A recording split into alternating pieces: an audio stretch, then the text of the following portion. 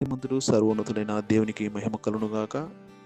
ఈ యొక్క మాట విడిచిన శ్రోతలందరికీ హృదయపూర్వకమైనటువంటి వందనములు తెలియజేసుకుంటున్నాం. ఈ దినాన పరిశుద్ధ గ్రంథం నుండి 116వ కీర్తన 12, 13 వచనములు చదువుకొని ఆయనను మహిమపరుద్దాం. యెహోవా నాకు చేసిన ఉపకారములన్నిటికీ నేను ఆయనకేమి చెల్లించేదను?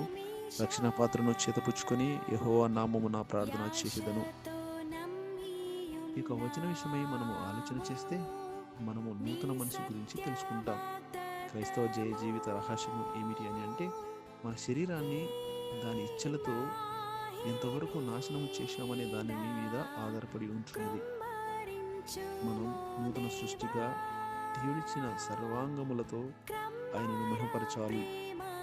కనుక భూలోకపు వాటి వైపు కాక పరలోకంలో ఉన్న వాటి వైపు మనము మనసు పెడదాం.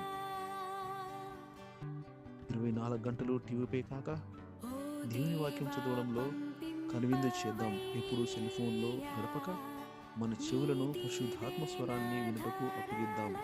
మన నాలుకతో మన గురించి మనం చెప్పుకోక విమోచకుని గురించి వివరిద్దాం.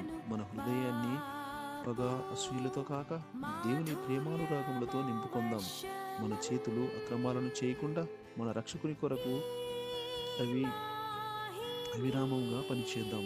మన కాళ్ళు అపవిత్ర స్థలములకు పోకుండా శుభవర్తమానాన్ని ప్రతి చోటికి తీసుకెళ్లేందుకు వాడుదాం. ఆమేన్. నూతన సృష్టిగా మనం ఇలా రూపాంతరం చెందాలని దేవుడు కోరుతున్నాడు. దేవుడు మనలనేదో సరిచేశాడు లేక క్రమపరిచాడు అని కాదు, కానీ మనలను సంపూర్తిగా ఆయన నూతనపరిచాడు. కనుక ఆయన తిరిగి వచ్చేంత వరకు మనము నూతనత్వాన్ని, పరిశుద్ధతను కాపాడుకోవాలని ప్రభువు కోరుచూ ఉంటున్నాడు. ఈ యొక్క మాటలను దేవుడు దీవించి ఆస్వాదించును గాక. God bless you all.